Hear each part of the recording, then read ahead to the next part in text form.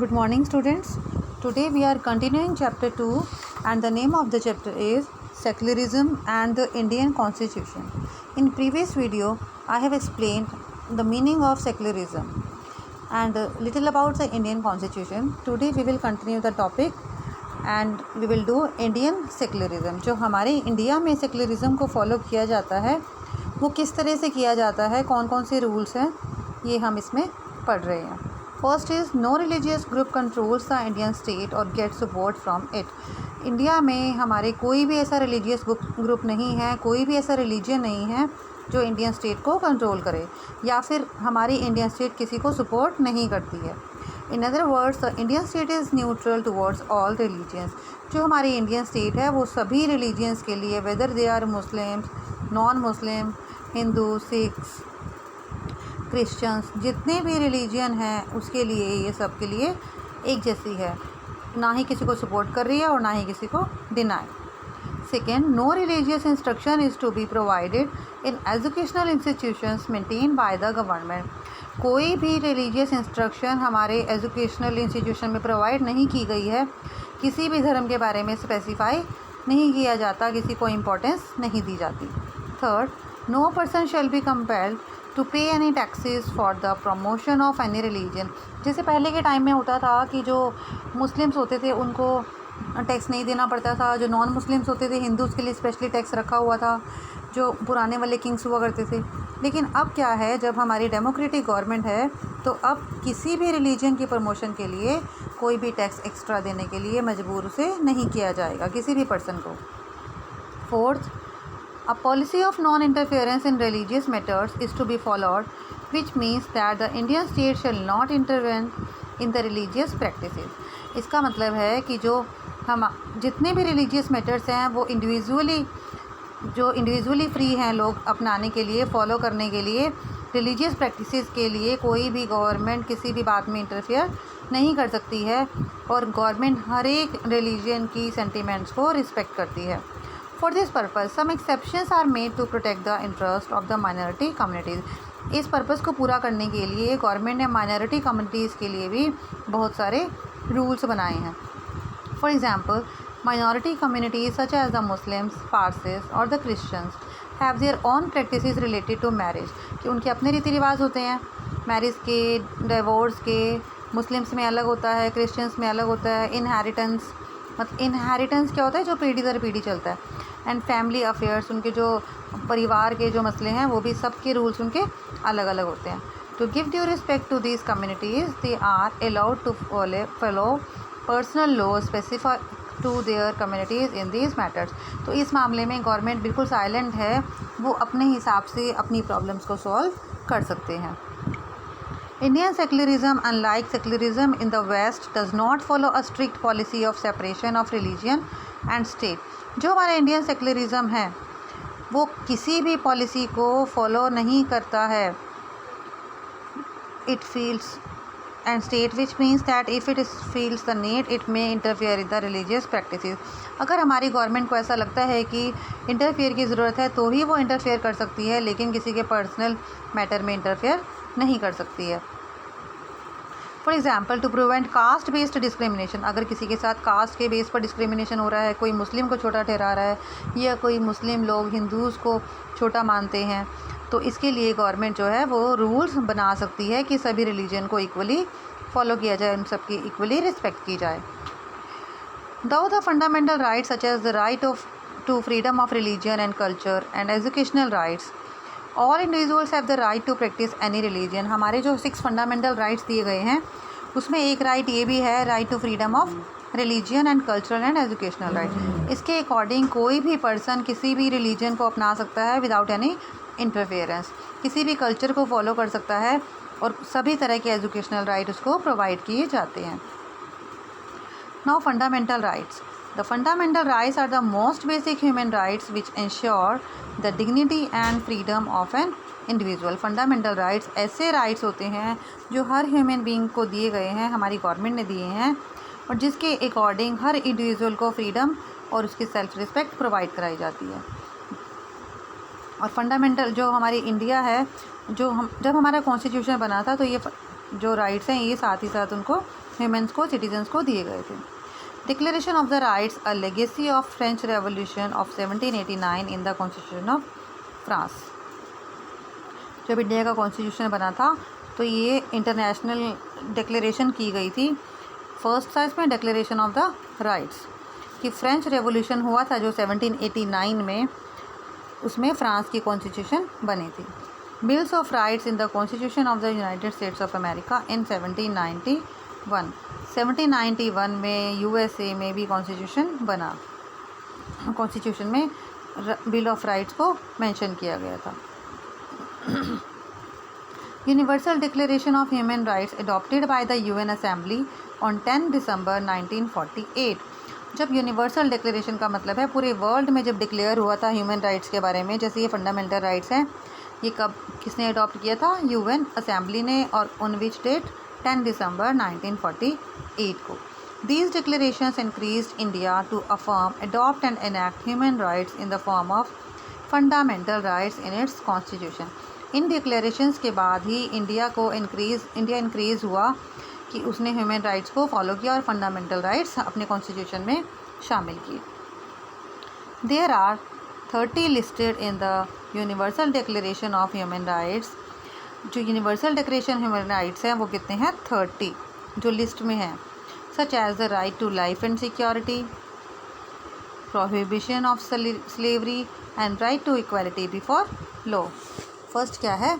Right to life and security, मतलब हर किसी को अपने हिसाब से जीवन जीने का अधिकार है और सिक्योर लाइफ जीने का अधिकार है। स्लेवरी मतलब दास प्रथा। पहले क्या होता था? दास बना के रखा जाता था कुछ लोगों को, जो ब्लैक पीपल होते थे दास बना के रखा जाता था उनको। अफ्रीका में खासकर ऐसा होता था। तो इन ह्यूमन राइट्स के अकॉर्डिंग स्लेवरी को बैन कर दिया गया। Right to equality before law means all people are equal in the eyes of law. कानून की नज़र में सभी लोग बराबर हैं, चाहे वो अमीर हो, गरीब हो, चाहे कोई किसी भी कास्ट का हो, किसी भी रिलीजन का हो, कोई भी हो, बर्थ हो, कोई भी जेंडर हो, मेल हो फीमेल हो, लेकिन सबको इक्वल राइट प्रोवाइड किया जाएगा। Significance of fundamental rights. The fundamental rights form the basis of our constitution. जो फंडामेंटल राइट्स हैं वो हमारे कॉन्स्टिट्यूशन का बेस हैं। The significance of these rights can be determined from the fact that. अभी जो हम सिग्निफिकेंस है ये कैसे बता सकते हैं? They provide suitable conditions for the all round development of a human being. ये जो हमारे फंडामेंटल राइट्स हैं ये क्या प्रोवाइड कराते हैं? सुटेबल कंडीशंस, ताकि जो ह्यूमन बीइंग है अच्छी तरह से डेवलप कर सके और अच्छी तरह जीवन जी सके। These rights protect people from unjust discrimination.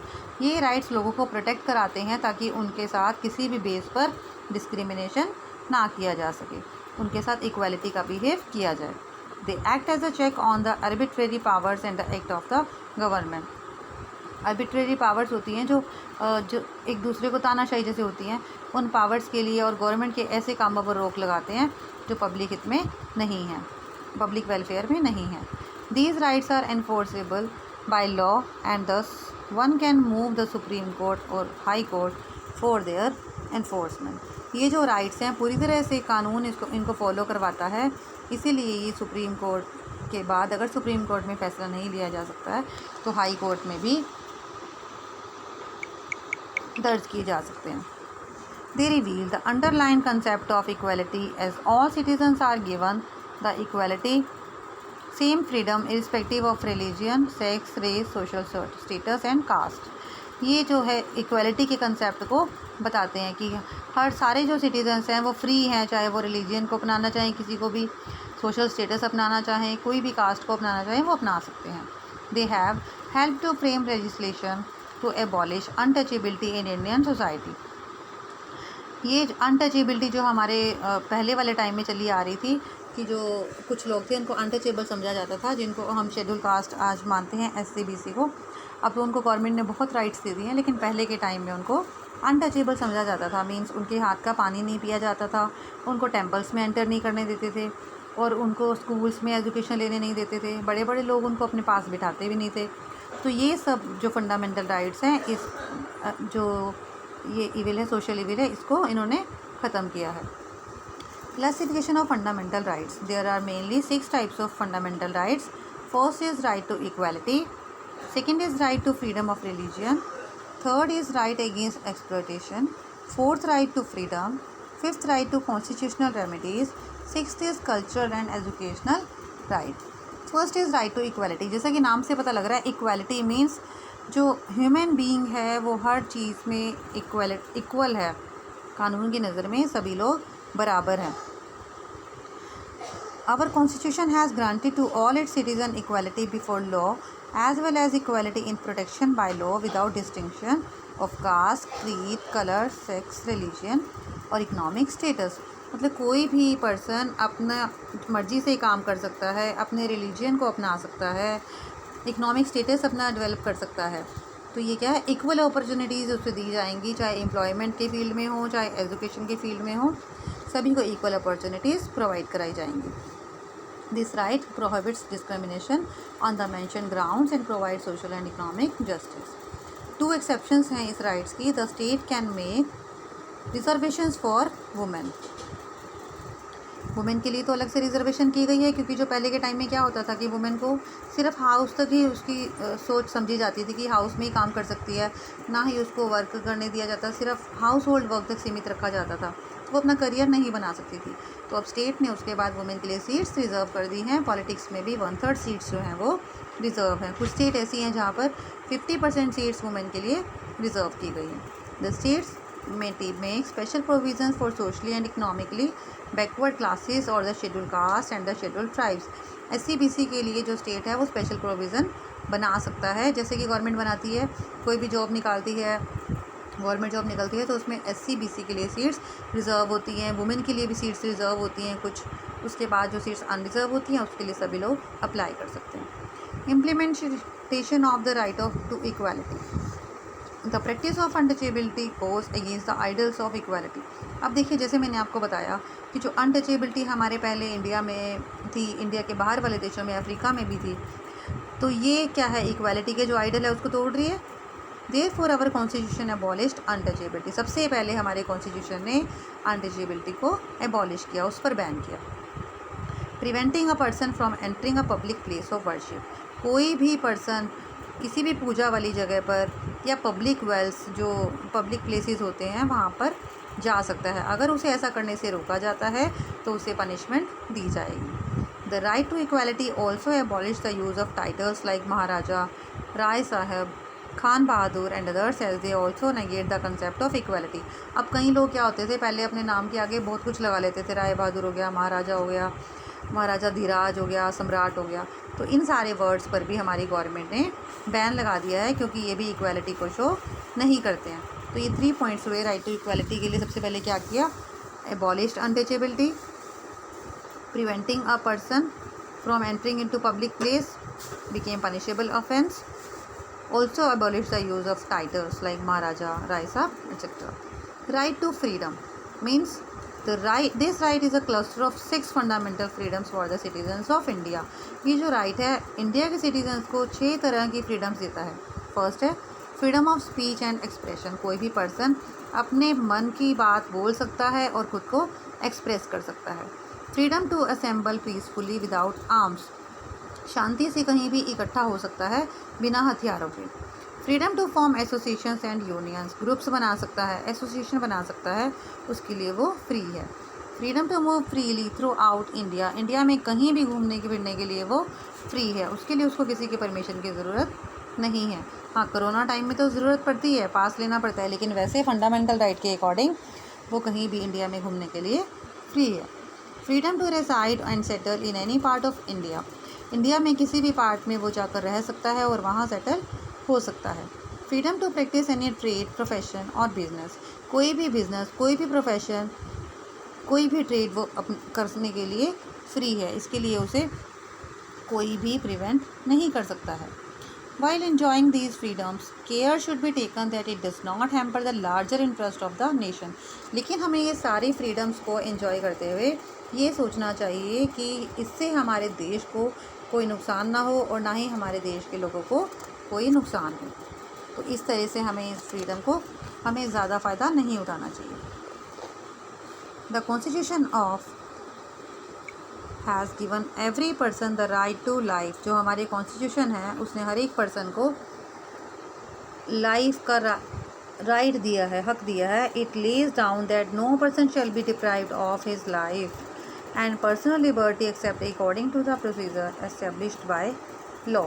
ये क्या बताता है कि किसी भी पर्सन को उसकी लाइफ से रोका नहीं जा सकता जीने से, और जो उसकी पर्सनल आज़ादी है वो कानून के अकॉर्डिंग बनी रहेगी, कोई भी उसे नहीं रोक सकता है काम करने से कुछ भी.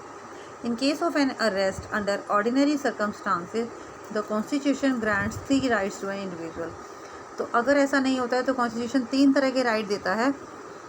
First, a person can not be detained in custody without being informed about the grounds of interest arrest. अगर किसी पर्सन को अरेस्ट का ऑर्डर दिया गया है तो कस्टडी में उसे नहीं लिया जा सकता उसे इन्फॉर्म किए बिना. He she can be defended by a lawyer of his choice. वो अपनी मर्जी का कोई भी लॉयर अपने लिए रख सकता है अपने आप को डिफेंड करने के लिए. He she has a right to be produced before the nearest magistrate within 24 hours of interest. उसके पास अधिकार है कि वो मजिस्ट्रेट के सामने 24 घंटे अरेस्ट करने के 24 घंटे के अंदर अंदर अपना राइट बता सकता है. तो ये जो राइट्स हैं वो दिए गए हैं. Right against exploitation will be discussed in next video. Thank you.